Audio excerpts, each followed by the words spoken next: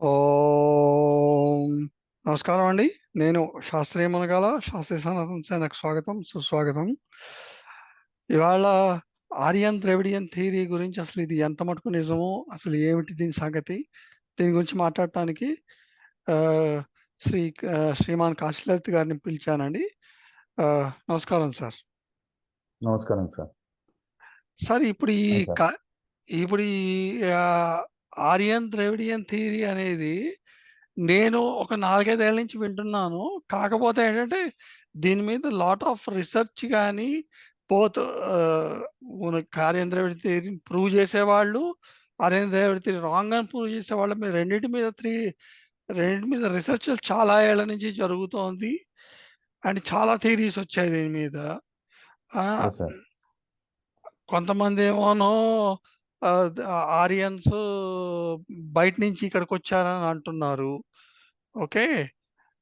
కొంతమంది ఏమోనో ఇక్కడి నుంచి ఆ, ఏ, వాళ్ళు బయటికి వెళ్ళి ఆ, జనాలు బయటికి వెళ్ళారు అని అంటున్నారు. ఓకే. దీని మీద డిఎన్ఏ రీసెర్చ్లు కూడా చేసి అక్కడి నుంచే వచ్చారు అని చెప్పి డిఎన్ఏలు చూపించిన వాళ్ళు ఉన్నారు. కాదు, డిఎన్ఏ ఇక్కడి నుంచి వెళ్ళిందని కూడా చెప్తున్న వాళ్ళు ఉన్నారు. అసలు అదే. అంత సో అంటే for me, if you ask me, నన్ను అడిగారు అనుకోండి మీరు, ఇది అసలు ఏమై ఉండొచ్చు అని అంటే నాకు మటుకు ఇది అంటే ఇఫ్ యూ సీ ఇండియన్ అంటే I'm not just only seeing Aryan Dravidian theory, but ఇండియాలో జరిగిన ఇన్నోవేషన్స్ కానీ ఇన్వెన్షన్స్ కానీ ఇవన్నీ చూసి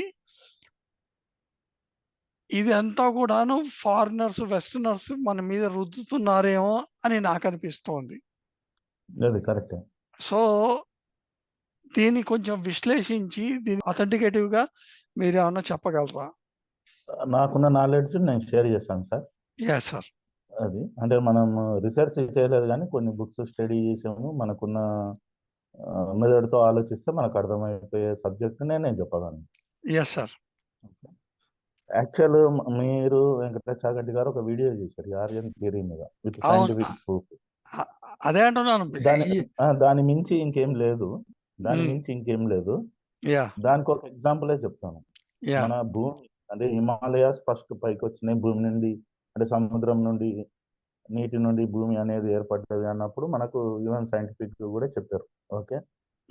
మన వెంకటాచార్య గారు మీరు చేసిన వీడియోలో టిబెట్ అనేది మెయిన్ ఫస్ట్ వచ్చిన ప్లేస్ అనేది ఒక కంక్లూజన్ అవుతుంది. ఓకే.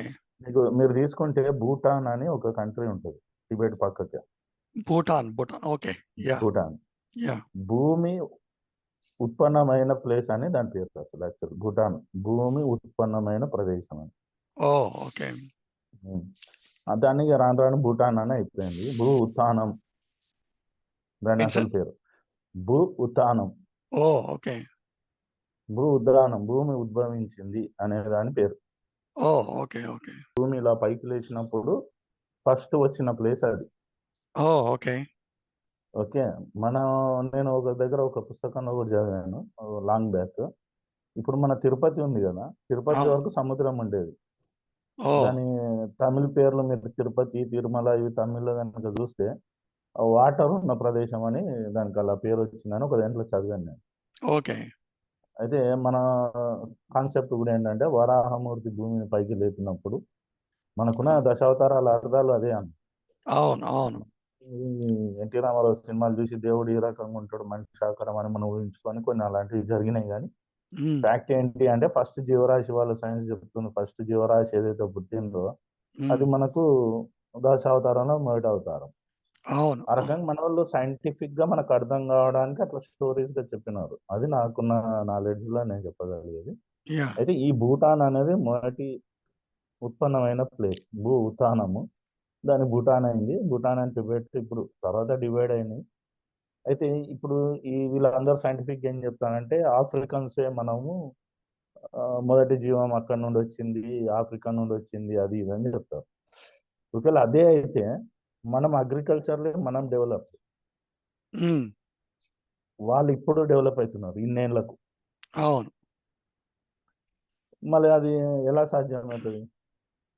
అంటే అక్కడ ఉంటే తెలివి లేదు, ఇక్కడ ఉంటే తెలివి వస్తుంది అని అర్థం.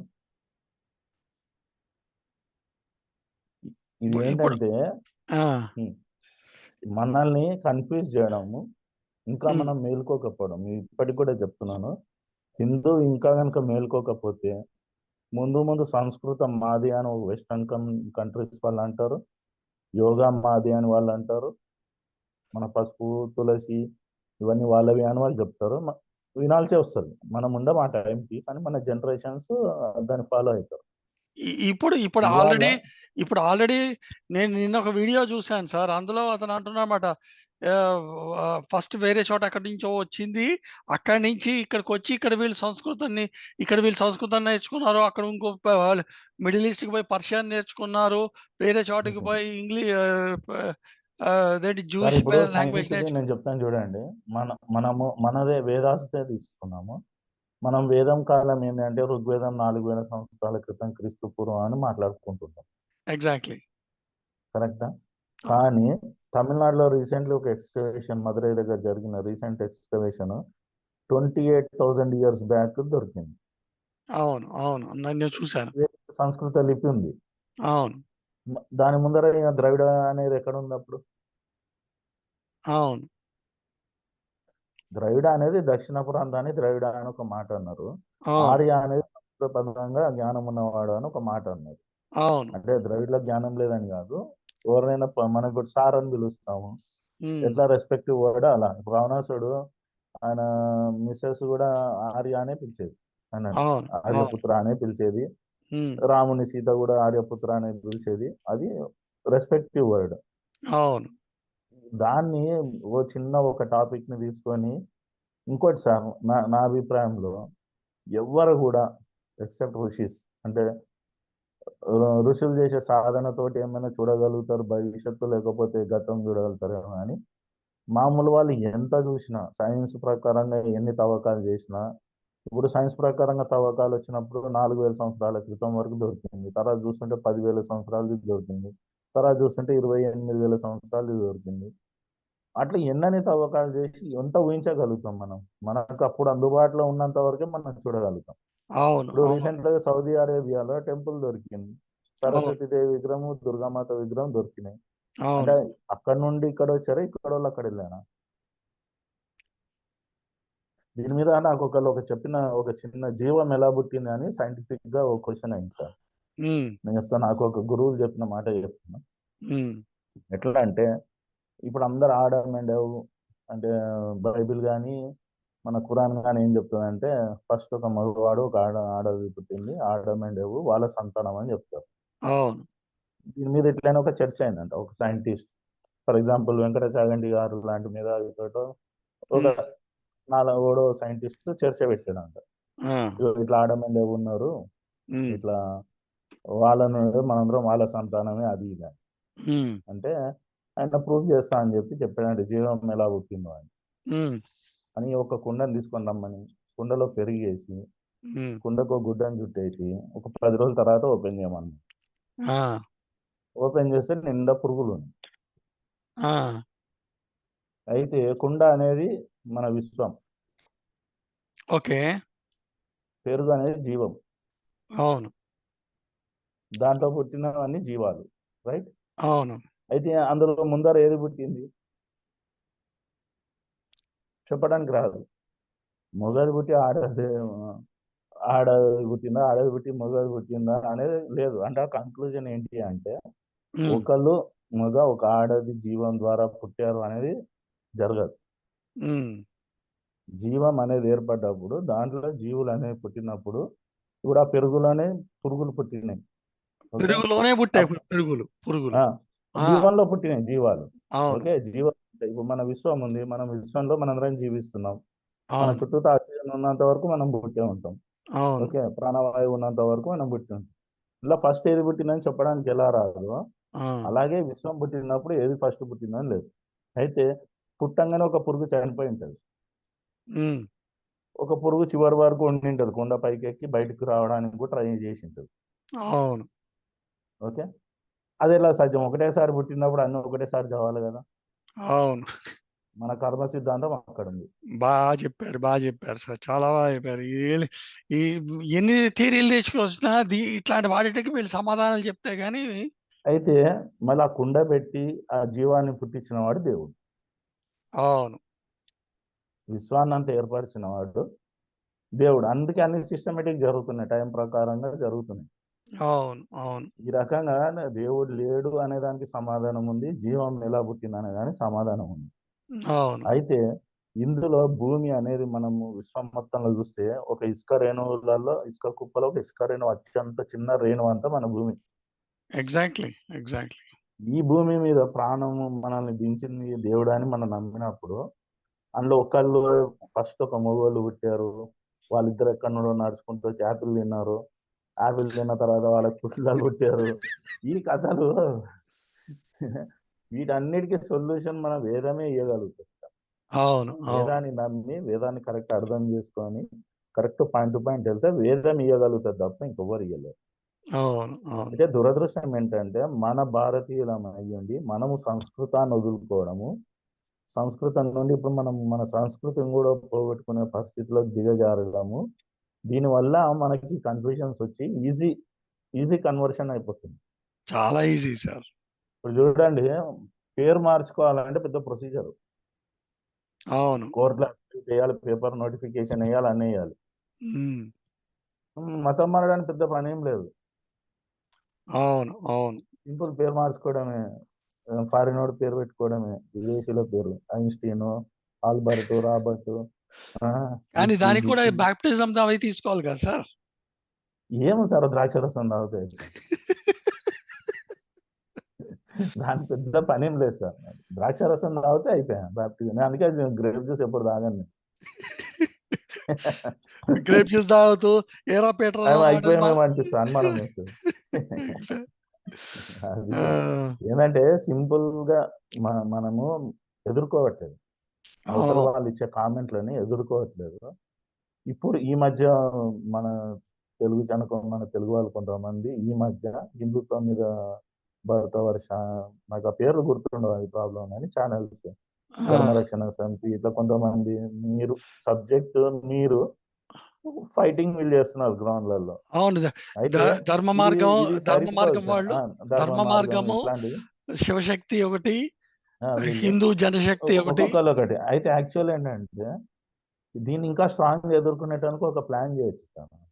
చేయాలి సార్. అది అదే మీరు వచ్చినప్పుడు, ఇండియాకి వచ్చినప్పుడు ఉమ్. ఒకసారి అందరినీ పిలిచి మనం కనుక ఒక ప్లాన్ డిజైన్ చేస్తే, నా దగ్గర ఉంది సార్, దానికి సంబంధించిన సబ్జెక్ట్ ఉంది, దాన్ని ఎట్లా ఎదుర్కోవాలో ఉంది, ఇక్కడ మత మార్పిడిని కార్పొరేటర్ చేయించే సబ్జెక్టు ఉంది. మనం ఏంటంటే మనకేమో అందరిలో కలిసే పరిస్థితులు ఉండవు, ఆ రకంగా మనకు కుదరని టైము ఏదో అట్లా అంటే ఉంటది. ఆ కానీ మన లాజిస్టిక్స్ సబ్జెక్ట్ అని మనం నేను చేసుకుంటే చేస్తాను సార్. ఆ లాజిస్టిక్స్ అని నేను ఆల్రెడీ అందరితో టచ్ లో ఉన్నాను, అందరూ ఓకే రెడీగా కూడా ఉన్నారు. చేయొచ్చు సార్. మనము 2 పాయింట్లు మనము ఛాలెంజ్ చేస్తే దానికి ఆన్సర్ ఉండదు సార్. ఏ మతం, మన హిందూ ధర్మం, మన ధర్మము మిగతా మతాలు, మతం అంటే ఏం సార్, మతి నుండి పుట్టినది, దాని ఆలోచన అది, ఆలోచన నుండి పుట్టిన అలాంటివి మన దాంట్లో చాలా ఉన్నాయి. మధ్వ మతం ఉంది మన దాంట్లో, ఎన్నో మతాలు అట్లాంటివి మన దగ్గర ఐడియాలజీస్ ఉన్నాయి. అయితే మనం వాటిని ఏం అనము. ఇతల వాళ్ళు ఏం చేస్తున్నారంటే విదేశీ మతాలు అయి ఉండి దేశాన్ని కబలించే పని చేస్తున్నందుకు మనం దాన్ని వ్యతిరేకించాలి. ఖచ్చితంగా సార్. ఇప్పుడు చూడండి, నిన్న బెంగాల్లో గొడవలు అవుతున్నాయి, ఎక్కడ బంగ్లాదేశ్ లో. మన వెస్ట్ బెంగాల్ ముఖ్యమంత్రి అంటారు అక్కడ గొడవలు పడి కష్టపడే వాళ్ళు మా స్టేట్ కి వచ్చేయండి, నేను మిమ్మల్ని అందరినీ చూసుకుంటాను అంటారు. ఎవరు? మమతా బెనర్జీ. మమతా బెనర్జీ. అంటే మీరు అర్థం చేసుకోండి, వాళ్ళ కాన్సెప్ట్ ఏంటి అంటే ఇండియాని కబలించాల కాన్సెప్ట్ అంతే. అంటే ప్రపంచంలో ఇన్ని దేశాలు ఉంటే ఇప్పుడు వీళ్ళు గజ్వాయి హింద్ అని మనల్ని అంటారు కదా, గజ్వాయి హింద్ అని మన హిందూ దేశాన్ని ఎందుకు వాళ్ళు కబ్ చేయాలని చూస్తున్నారు? గజ్వాయి చైనానో, గజ్వాయి ఫిలిపినో, గజ్వాయి రష్యానో ఎందుకన్నారు వాళ్ళు? సార్ చైనాకి వెళ్తే వాడు ఇరగదీస్తాడు సార్ వాడు. అది కాదు సార్, కాదు, మీరు అనుకుంటాం ఇరగదీయడం అది సపరేట్ సబ్జెక్ట్. యాక్చువల్ ఏంటంటే భూమి మొత్తంలో మన భారతదేశము గుండెకాయ లాంటిది సార్. భూమి మొత్తానికి గుండె అయితే గుండెకు ప్రాణం ఇచ్చేవాడు హిందూ. హిందూ ఉన్నంత వరకు ఈ భూమి మీద శాంతి, జ్ఞానం అన్నీ ఉంటాయి. ఇప్పుడు మనం అనుకోవచ్చు ఏది విదేశీ దేశాలు, ఇప్పుడు యూరోప్ దేశాలు క్రిస్టియన్ అయ్యండి వాళ్ళ దగ్గర జ్ఞానం లేదా అని, అది ఎత్తుకొచ్చిన జ్ఞానం. ఆ అవును. సబ్జెక్ట్ కాదు. ఆధ్యాత్మిక జ్ఞానం భారతదేశంలోనే. అవును. అవును. అదే కరెక్టే. అది కరెక్ట్. స్పిరిచువాలిటీ వచ్చేది ఇండియాలోనే. మన హ్మ్. మనము మన శక్తి పీఠాలకెళ్ళినా, మన ద్వాదశ జ్యోతిర్లింగాలకెళ్ళినా, అవసలు మనం ఏదో శివలింగాలు అనుకుంటాము, ఏదో అమ్మవారి విగ్రహాలు అనుకుంటాం. మీకు ఒక ఎగ్జాంపుల్ చెప్తాను. అవును. జ్వాలాపీఠం అని ఉంది. హ్మ్. ఓకే. అది అగ్నిపర్వతం. హ్మ్. అన్ని దగ్గర ఈ అగ్నిపర్వతాలని భారతదేశంలో అగ్నిపర్వతాలు ఎందుకు లేవని ఆలోచిస్తే మనకు తెలుస్తుంది. ఉన్నాయి. కానీ హ్మ్. మన ఋషులు వాటిని ఎనర్జైజ్ చేశారు. డీఎనర్జైజ్ చేశారు వాటిని. ఆ! చానలైజ్ చేసి ఒక మన చోటకి ఋషులు ఆ, ఆ! వాటి మొత్తం ఎనర్జీని డౌన్ చేశారు. హ్మ్. మన ఇండియాలో కూడా అగ్నిపర్వతాలు ఉన్నాయి. మన కర్నూలు జిల్లాలో జ్వాలాపురం అని ఉంది. ఆ! అక్కడ అగ్నిపర్వతం అది. ఆ! కానీ మనకు ఓడికి తెలియదు. మనం అక్కడే తిరుగుతుండగా మనకు తెలియదు ఈ పేరు ఎందుకు వచ్చింది, ఇది ఏంది అని. హ్మ్. అట్లా మన దగ్గర ఏంటంటే నాలెడ్జ్ని షేర్ చేసుకోవడంలో గ్యాప్ వచ్చింది సార్. ఎక్కడ వచ్చిందంటే నేను ఇప్పటి నుండి చెప్తున్నా. మన ఫ్రీడమ్ వచ్చిన తర్వాత నెహ్రూ ఇండియా అని ఒక పుస్తకం రాసుకొని, ఓకే, దాన్ని అంతా ఆయన ఐడియాలజీని దించారు. అవును. ఆయన మూఢభక్తులు మనోళ్ళు వాటినే నిజం అనుకొని నమ్మారు. ఇప్పుడు మనం బాబరు పిల్లోడు, అక్బరు, షాజహాన్ ఇంతమంది చెప్పగలుగుతాము. రాముడి జనరేషన్ చెప్పమంటే చెప్పలేము. మన మన మన బ్రెయిన్‌లోకి ఇవన్నీ నింపేశారు సార్. నింపేశారు అంతే. ఇప్పుడు మనకు ఔరంగజేబు వరకు తెలుసు చరిత్ర. అవును. మనకు చాలా మందికి శివాజీ కొడుకు సంభాజీ అని తెలియదు. అవును. అవును. కృష్ణదేవరాయలు కొడుకు ఎవరు అంటే తెలియదు. నాకైతే తెలీదు సార్ నిజం చెప్తున్నా. అట్లా నేను చెప్తాను. మనము అంటే దాని మీద దృష్టి పెట్టట్లేదు. ఇవి చరిత్ర మన మన మన వర్తమానము, మన గత చరిత్ర ఇవి ఏమైతాయి అంటే హ్మ్. మనకు ఆత్మస్థైర్యాన్ని ఇస్తుంది సార్. అవును. అవును. అవును. నీ ఘన చరిత్ర నువ్వు తెలుసుకుంటే నీలో ఎక్కడ లేని ఆత్మవిశ్వాసం వస్తుంది. అవును. ఇప్పుడు మన స్త్రీలు ఒకసారి ఝాన్సీ లక్ష్మీబాయి, రాణి రుద్రమదేవి చదివితే వాళ్ళు ఈ ఒంటింటి కుందేలా అనే మాటను వాళ్ళు తిరగబడతారు సార్. ఎగ్జాక్ట్‌లీ. మన మ ఉమెన్ డేరింగ్ సార్. మనోళ్ళు ఫారిన్ కి ఒక అమ్మాయి వెళ్ళిపోయి రాగలుగుతుంది. మనోళ్ళు డేరింగ్. అవును. దాంట్లో ఏ క్యాస్ట్ అని లేదు. ప్రతి ఒక్కళ్ళు ఉన్నారు. కానీ మనోళ్ళు మర్చిపోయారు. నేను దేనికున్నా అనేది మర్చిపోయారు. ఏదో అయితే ఇది అమ్మో ఇది అవుతుంది ఇది అవుతుంది అనే లెవెల్కి దిగబడ్డారు. మన కాన్ఫిడెన్స్ లెవెల్ దించేశారు. నిన్ననే ఇంకొక వీడియో చూశాను సార్. అందులో ఒకతను చెప్తున్నాడనమాట. మన వాళ్ళు ప్రోస్థెటిక్ లెగ్ అనేది ఆడవాళ్ళ కోసము ప్రోస్థెటిక్ లెగ్ ఆమె ఎవరైతే ఆడవాళ్ళు ఈ యుద్ధంలో చేసొచ్చిన తర్వాత ఈ అదే ఈ అప్పుడు చేశారు ఆ కాలంలో. ఆ యుద్ధంలోనే క అయింది సార్. మనోళ్ళు అదే యుద్ధంలో ఉండే సార్. ఆడవాళ్ళు అంటే ఇందులో మనం చేశారు. తెలుసుకోవాల్సిందేంటంటే, ప్రోస్థెటిక్ లెగ్ అనేది ఫస్ట్ మనం అప్పుడే మనం మొత్తం కనిపెట్టాము. అవును. ఆడవాళ్ళని మనం ఇంట్లో కుందేళ్ళనేది మనలో నర్చర్ చేశారు తప్ప, నింపారు. నింపారు తప్ప, ఆడవాళ్ళు మనవాళ్ళు ఇదేంటి యుద్ధాలకెళ్ళేవాళ్ళు అని చెప్పి అవును ఇన్ని సార్. ఎందుకు సార్ ఇప్పుడు మనం రాణి చంద్రమతిని తీసుకున్నా, ఈ కర్ణాటక రాణి మహారాణి ఉంది పద్మావతి ఆమె పేరేదో ఉంది. ఆ! ఆమె రాణి చెన్నమ్మ. ఆ! ఆమె ఏం సార్ 80 ఏండ్ల వయసులో ఆమె యుద్ధం చేసింది సార్ బ్రిటిషర్స్ మీద. 80 అవును. Years age. ఆ! 80 ఇయర్స్ ఏజ్. ఆమె రాణి కాదు. రాణి చెన్నమ్మ స్టోరీలోనే ఉంటది ఆమె. సైనికులు 45 మందిని గుహలో ఉంటే ఆమె బయట రోకలి బండతోని కొట్టి చంపేస్తది ఆ! శత్రురాని. మనోళ్ళు వీరం అవుతారు సార్. దాంట్లో డౌటే లేదు. అవును. ఎక్కడ ప్రాబ్లం వచ్చిందంటే ముస్లిం రాజ్యం వచ్చిన తర్వాత వాళ్ళ పాలనలో మనోళ్ళు వాళ్ళని దాచిపెట్టడం మొదలెట్టారు. అవును. బాల్య వివాహం వచ్చింది అదే టైంలో. హ్మ్. ఎందుకంటే ఇంటి ఆడపిల్ల అవతల ఇంటికి పోతే వాళ్ళ బాధ్యత వాళ్ళు తట్టుకుంటారు ఆ బాధలు అని అవును. చిన్నప్పుడు పెళ్లి చేసి పంపించేసేవాళ్ళు. లేకుంటే మన హిస్టరీలో ఎక్కడా లేదు కదా బాల్య వివాహం. అవును. అవును. అది అట్లా ఇప్పుడు కాలానుగుణంగా కొన్ని మార్పులు వస్తుంటాయి సార్. అవును. దాంట్లో మంచిని క్యాచ్ చేయాలి, చెడుని వదిలేయాలి. ఎగ్జాక్ట్‌లీ. ఎందుకంటే అప్పుడున్నట్టు ఇప్పుడు లేదు. భగవద్గీతలో కృష్ణుడు చెప్తాడు ఒక మాట, కాలము ప్రదేశానుగుణంగా నువ్వు మసులుకోవాలని. అవును. భగవద్గీతలో పద్యంలో అర్థం అదే. ఇప్పుడు అదే మనం కాలానుగుణంగా ఇప్పుడు నేనున్న ఇండియాలో ఉన్నా, ఇప్పుడు మనం అమెరికాలో మీరున్న టైంకి ఇప్పుడు నేను పడుకుంటా, మీరేమో లేచి ఉంటారు. లేదు లేదు నా టైం ఇదే, నేను ఇండియాలో ఉన్నప్పుడు ఇదే టైంకి మనం పడుకుంటే గడుస్తుందా మీకు? అవును. ఎగ్జాక్ట్‌లీ. ప్రదేశం ఇప్పుడు దుబాయ్‌లో పోయి ఇండియాలో ఉన్నట్టు ఉంటా అంటే నడుస్తదా? ఎగ్జాక్ట్‌లీ. వాని రూల్ వానికుంటది. అవును. అట్లా మనకు ఇవన్నీ మనకు ఇచ్చిన జ్ఞానాన్ని మనం వదులుకున్నాం సార్. మన స్కూల్స్‌లలో చెప్పరు. మన ఇళ్ళలో వాళ్ళు చెప్పరు. ఇప్పుడు మన జనరేషన్ కంటే మన అమ్మమ్మలు, తాతయ్యలోనే మనకు స్టోరీలు చెప్పి కొద్దిగా మనకు కొద్దిగన్నా నాలెడ్జ్ ఉంది. అవును. నెక్స్ట్ ఇప్పుడు జనరేషన్‌కి అది ఎవరికైనా లేదు. మీరు ఏ హిందూ పిల్లోడినైనా ఘటోత్కచుడు ఎవడంటే చెప్పలేడు. అవును. అదో కామిక్ బుక్ అనుకుంటాడు. ఘటోత్కచుడు అంటే కామిక్ సీరియల్ వచ్చింది. ఆ అవును. ఘటోత్కచుడు అనుకుంటాడు తప్ప ఇంకేమో అనుకోడు. బబ్రువాహనుడు ఎవడంటే అసలు తెలీదు వాళ్ళకి. పేరు కూడా పలకలేరు. బబ్రువాహనుడు అనేది పేరు పలకలేరు. అవును. అవును. ఏందంటే మన వాళ్ళు ఇందులో క్యాస్ట్ అని లేదు. హిందువుగా లేడు. అందుకే కేసీఆర్ అన్నాడు హిందువులు బొందుగాళ్ళు అనేసి కేసీఆర్ అన్నాడు. హిందువులు అవును. ఉండే అనేసాడు. అవును. ఇప్పుడు మన వాళ్ళకి హిందూ అంటే అర్థమే మనల్ని వెటకారం చేసే స్థాయికి దిగబడ్డ తిరుగుబాటు దాని మీద మనం ప్రతిచర్య చేద్దాం అనేది లేకుండా పోయింది. అవును. అవును. అవును. ఇప్పుడు మీరు మన టాపిక్ ప్రకారం వస్తే ఆర్యన్ ఇన్వేషన్ అనేది ఫాల్స్. హ్మ్. అది ఆల్రెడీ మీరు ప్రూవ్ చేశారు. మీరు వెంకటేష్ చాగంటి గారు.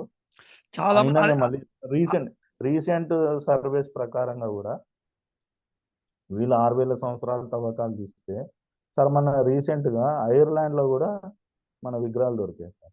అవును. అవును. ఫిలిపిన్‌లో మా ఫ్రెండ్ వాళ్ళు ఉంటారు.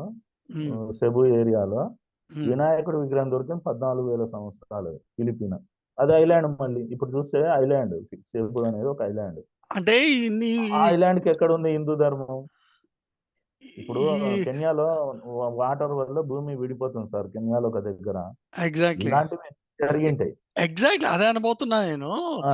ఇప్పుడు అది మీరన్నట్టు ఇన్ని సంవత్సరాల్లో కాలం మారిపోయింది. భూ భూమి స్ట్రక్చర్ మారిపోయింది. నేచర్ మారిపోయింది. అన్నీ మారిపోయినాయి. ఇయన్నీ మారిపోయిన తర్వాత కాదు ఇంకోటి సార్ మీకు మీకు మక్కాలో వచ్చే జంజం వాటర్‌ని తీసుకోండి. హ్మ్. మన సరస్వతి నది ఎక్కడైతే హిమాలయాస్‌లో పైన వస్తున్న నదిని నీళ్ళని చూడండి. హ్మ్. రెండిటిని చెక్ చేయండి. రెండు ఒకటే. ఆ! సరస్వతి నది ముందర మన రీసెంట్ సాటిలైట్ కూడా ఫోటోస్ ఇచ్చింది. అవును. గ్రౌండ్‌లో నుండి పారుతోంది. అది ఎక్కడెళ్తుంది?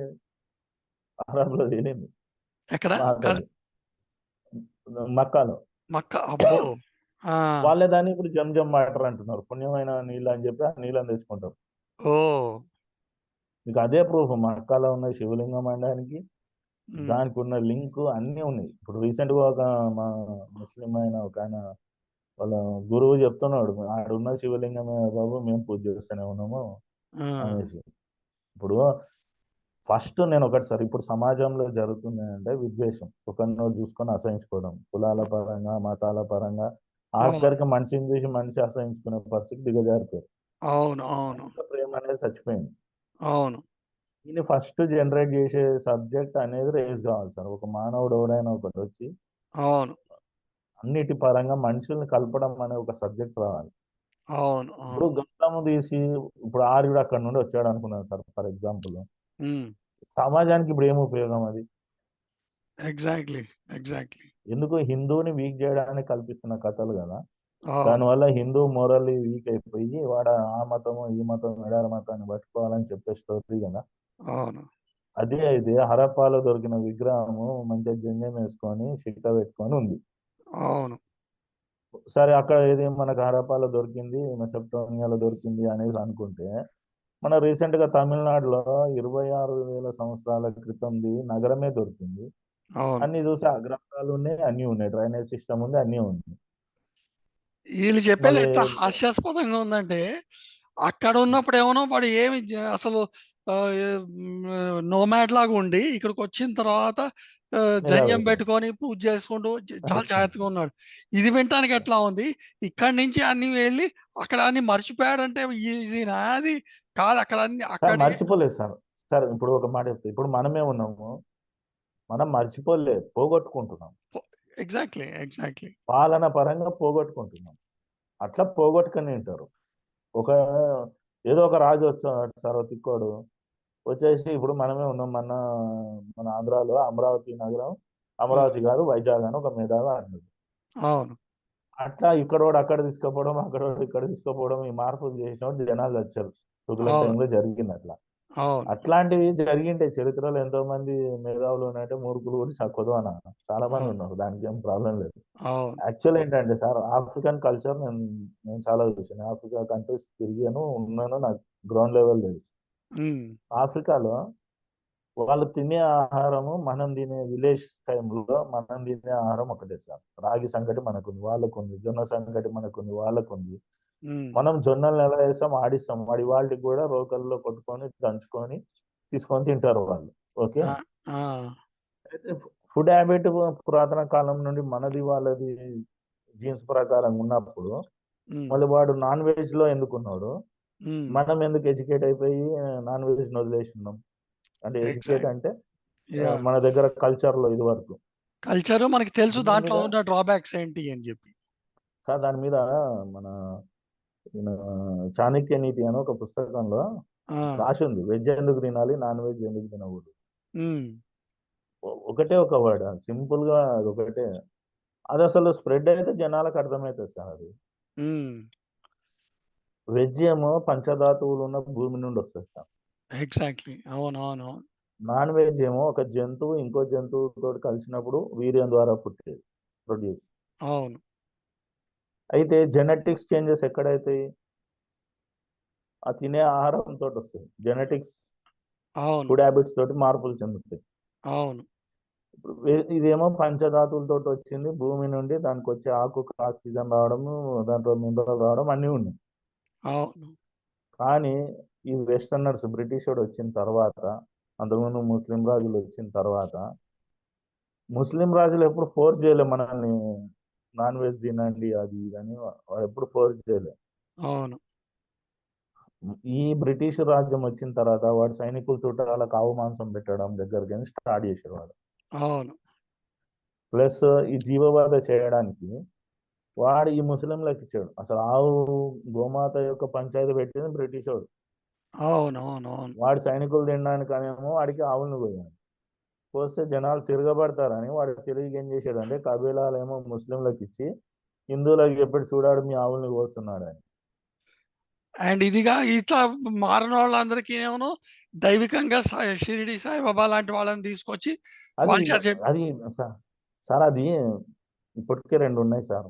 మన ఎడారి మతాలు రెండు ఉన్నాయి. హ్మ్. వాళ్ళ కాన్సెప్ట్ లో వాళ్ళు మనవన్నీ తీసుకుంటారు, మన సబ్జెక్ట్ యాడ్ చేసి స్టోరీలు చెప్తారు. అవును.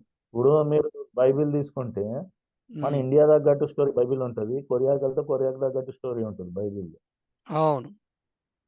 ఏముండదు. ఇదే ఈడు ఈ ముస్లిం వాళ్ళ ఇంకా వేరే దేశంలో పోతే వాళ్ళు ఎలా స్ప్రెడ్ చేస్తారు, మన దగ్గర చేస్తున్నాడు. ఫస్ట్ మసీద్ కట్టేస్తాడు ఊర్లో. ముస్లిం లేని దగ్గర కూడా ఒక మసీద్ వస్తుంది, లేదా రోడ్డు మీద ఒక పచ్చ కలర్ పూసి ఒక దుప్పటి కప్పేసి పెడతాడు. అవును. దాన్ని చూసి నలుగురు పోతారు. వాళ్ళు ఒకటే కాన్సెప్ట్, ఇక్కడ మనం బలంగా ఉన్నామని చూపించాలి కాబట్టి అందరూ ఒకసారి రండి రోడ్డు మీద నమాజ్ చేయండి అని పెడతారు. అవును. మనం ఏం చేస్తాం, ఆడి పని ఆడు చేసుకుంటున్నాడులే, వాడి పని ఆడు పని చేసుకుంటున్నాడులే, ఇట్లే మన జాతి పట్టించుకోకుండా అయిపోయింది. ఇంకొకటి ఎగ్జాక్ట్‌లీ. నేను చెప్తాను, నా మాట ఇది గుర్తు పెట్టుకోండి, ఇది రికార్డ్ అయి ఉంటది. నేను చెప్పే మాట అర్థం చేసుకోండి. ఒకసారి అక్బరుద్దీన్ ఒక మాట అన్నాడు, 15 నిమిషాలు చాలు హిందువులందరినీ మేము చంపుతామని. అవును. గుర్తుందా మీకు అది? అవునవునవును. నాకున్న నాలెడ్జ్లో నేను థింక్ చేసి అసలు బాగా దాని మీద ఆలోచిస్తే అర్థమైంది ఏం తెలుసా, హ్మ్. వాళ్ళ ప్లాన్ వాడు కక్కాడు అంతే. ఆ! అది ఉంది, కానీ ఆ ప్లాన్ వాడు కక్కాడు ముందే. హ్మ్. దాని మీద ఇంకా మనం ఆలోచించట్లేదు. ఏదో అనేసాడు, ఏదో మనం స్పీచ్ ఇచ్చాడు అనుకుంటున్నాం. వాస్తవం చూడండి, నేను చెప్పేది మీరు ఫీడ్ చేసుకోండి. హ్మ్. ప్రతి ఒక్క సిటీ తీసుకోండి, హైదరాబాద్ నుండి కానీ ఇండియాలో ఉన్న ఏ సిటీనైనా తీసుకోండి. హ్మ్.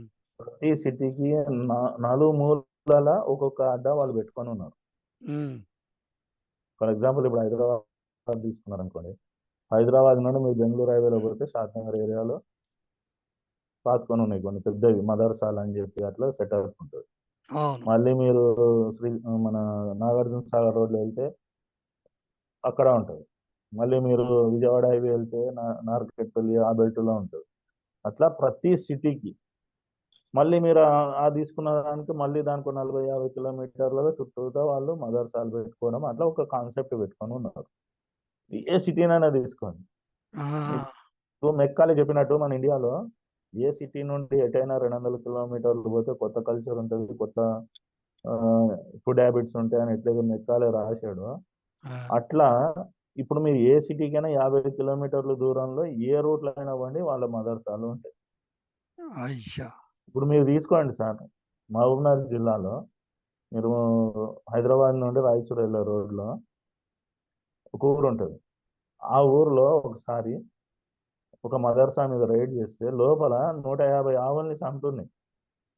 ఆ, అక్కడ ఉండే వాళ్ళకే తెలియదు వాడు లోపల ఆవులను ఎట్లా తీసుకుపోయాడు, ఎట్లా నరికేసాడు వాడని బక్రీద్. ఆ, ఏంటంటే ఇప్పుడు మనం వీడియోలు చూస్తున్నాం కదా, లారీల్లో కింద కూడా కుక్కడం, ట్యాంకర్లలో కుక్కడం, బస్సులలో కుక్కడం. ఇప్పుడు ఏసీ బస్సులలో ఆవుల్ని తీసుకుపోతున్నాం, లోపల సీట్లు ఉండవు. మనం అనుకుంటాం ట్రావెల్ అవుతున్నాయి బస్సులు అని, పబ్లిక్ వెళ్తున్నారని. ఉమ్, ఇంత వాళ్ళంత కసితోటి తినేది మన భారతదేశంలో. మన ఒక్క లీడర్ కూడా క్వశ్చన్ అవుతుంది ఏంటంటే, నేను పూజించేది నువ్వు చంపుతున్నప్పుడు నేను ఏ రకంగా నేను గౌరవించాలా? ఎగ్జాక్ట్లీ. ఏ మతం చెప్తుంది ఎదుటివాడు పూజ చేసేదాన్ని నువ్వు చంపు అని? ఏ మతం చెప్తుంది? అవును. అంటే నువ్వు కసి కొద్దీ నువ్వు చేస్తున్నావు, నాకు యాంటీగా చేస్తున్నావు. నీకు నేను భారతదేశంలో ఇప్పుడు మైనారిటీ అని ఇంకా అంటుంది సార్ వాళ్ళని. 5% ఎవరు ఉంటే మైనారిటీ కాదు లా ప్రకారంగా. అవును. బిలో 5%నే మనం మైనారిటీ అనాలి. ఎగ్జాక్ట్లీ. ఇప్పుడు అలా మైనారిటీ స్టేటస్ తీయమని కూడా అడగట్లేదు వాడు. ఇప్పుడు దీనివల్ల ఏం జరుగుతుందంటే, మన జెనోసైడ్ స్టార్ట్ అయింది ఆల్రెడీ, మనం ఇంకా కళ్ళు తెరవట్లేదు. మనం ఇంకా ఆర్యన్ తెరవచ్చు. ఇన్వేషన్ థియరీ మారిపోయి ఈ ఎడారి మతాల ఇన్వేషన్ అనేది వచ్చేసింది అనేది మనకు అర్థం కావట్లేదు. అవును. అవును. ఇప్పుడు ఇది మనం అనుకున్నట్టు డిఎన్ఏ జెనోసైడ్ తర డిఎన్ఏలు మారడం కాదు సార్. అవును. నెక్స్ట్ రాబోయే తరము కంప్లీట్ ఐదర్ ఇదన్నా అవుతుంది అదన్నా అవుతుంది. అవును. తర్వాత వాళ్ళిద్దరు కొట్టుకొస్తారు, శాంతి అంతే. ఉండదు. ఏ- ఏ- వాళ్ళ ఏ మత ప్రపంచం శాంతి ఉందంటే భారతదేశమే. అవును. ఇప్పుడు ఇప్పుడు మీరు ఎక్కడైనా చూడండి, ఇప్పుడు మరి ఇరాన్ చూడండి, సిరియా చూడండి, వాళ్ళు వాళ్ళే కొట్టుకున్నారు కదా సార్, కొట్టుకుంటూనే వాళ్ళు వాళ్ళే ఉంటారు. కొట్టుకున్నారు. ఎగ్జాక్ట్లీ. ఎగ్జాక్ట్లీ. వాళ్ళు వాళ్ళే కొట్టుకుంటారు కదా. ఇప్పుడు వీళ్ళు క్రిస్టియన్స్ కానీ ముస్లిమ్స్ కానీ ఇండియాకి వస్తే మటుకు మనం ఇద్దరం కలిసి హిందూయిజం డిస్ట్రాయ్ చేద్దాం అనుకుంటారు. ఇండియా బయటికి వెళ్ళారంటే మళ్ళీ ఇద్దరు కొట్టుకుంటారు. సార్ మన కేరళలో మా ఫ్రెండ్ ఆయన చెప్తున్నాడు, అంతకుముందు వాళ్ళు హిందూ ఉండే వాళ్ళు కన్వర్ట్ అయిపోయారు క్రిస్టియన్ అయ్యారు. ఓకే, ఉమ్, వాళ్ళు ఏమనుకున్నారు, వాళ్ళు యాంటీ హిందూ అనే క్రిస్టియన్ మొత్తం యాంటీ హిందూగా వర్క్ చేసింది అక్కడ. ఓకే, అవును. స్లోలీ వాళ్ళు ముస్లిం వాళ్ళు ఎస్ఎఫ్ఐ అని వాళ్ళు పెట్టుకొని ఆర్గనైజేషన్ పెట్టుకుంటే వీళ్ళు ఏం చేస్తారులే అనే కాడికి వస్తే, ఇప్పుడు వాడు హిందూ అమ్మాయి కాదు క్రిస్టియన్ అమ్మాయిని కూడా ఎత్తుకోబోతున్నారు. అవును. ఇప్పుడు వాళ్ళు కొట్టుకుంటున్నారు, అరే బాబు మీరు మాకు సాయం చేయాలి అని వాళ్ళు మాట్లాడుకుంటారు. ఎందుకంటే ఫైనల్ 2 మెథడ్స్ ఉన్నాయి సార్. ఒకడేమో స్లో పాయిజన్ వస్తాడు, ఒకడేమో కత్తి తీసుకొని వెపన్ తీసుకొని వస్తాడు.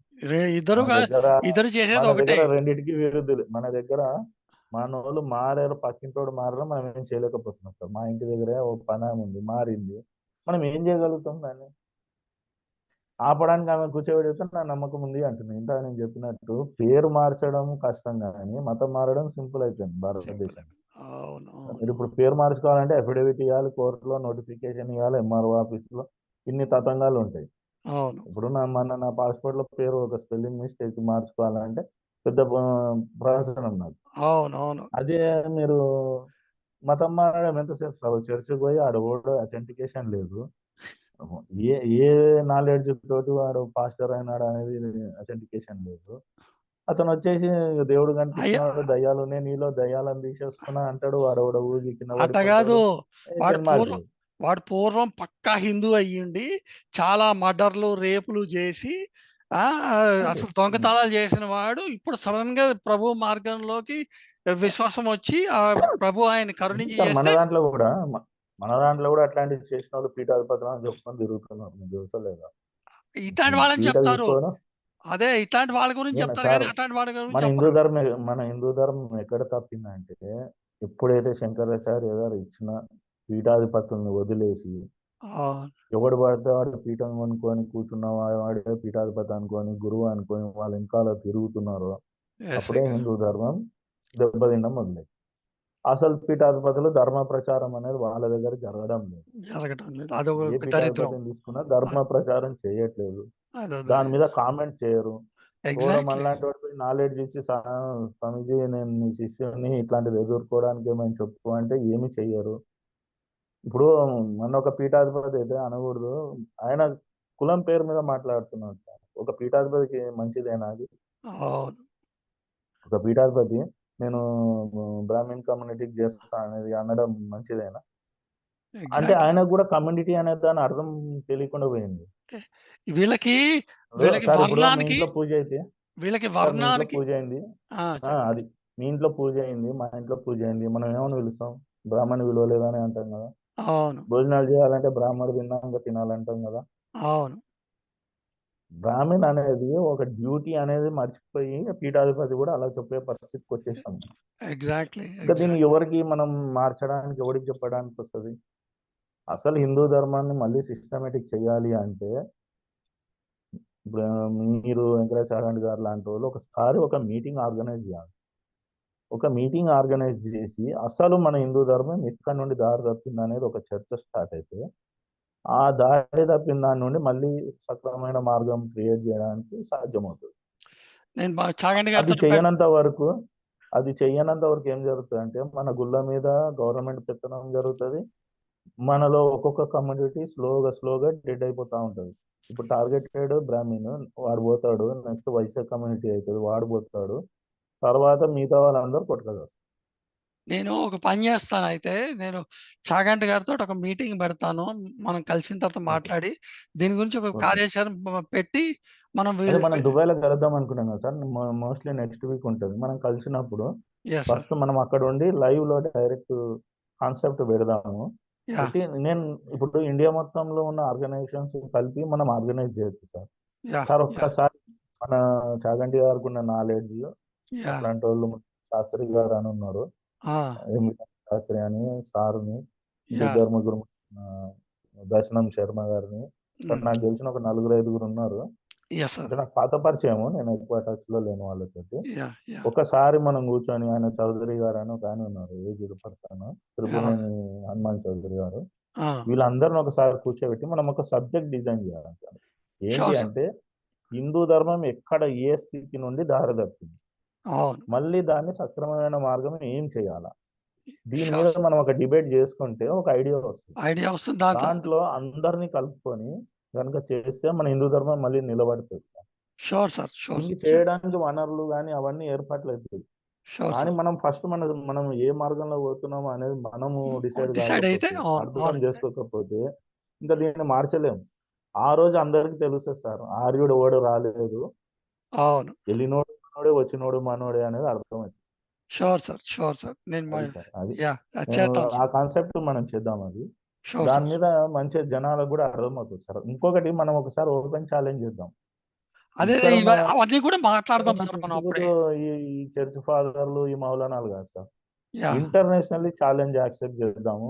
Debate, God created by whom, who is God, మన వేదంలో సైన్స్ ఎంత ఉంది, నీ ఖురాను బైబిల్లో సైన్స్ ఎంత ఉంది, ప్రూవ్ చేద్దాం. ఆ రోజు జనాలే మారుతారు కదా. ఇది అర్థమైనాక ఆఫ్రికాలో ఇప్పుడు అందరు హిందువులు అవుతున్నారు. ఇప్పుడు ఆఫ్రికన్ కి బైబిల్ కి సంబంధమే లేదు. ఆఫ్రికన్ టైం అయిపోతుంది ఇక్కడ, అందుకని. Okay sir, okay, thank you. నమస్తే. నేను కాల్ చేస్తాను సార్. ఓకే.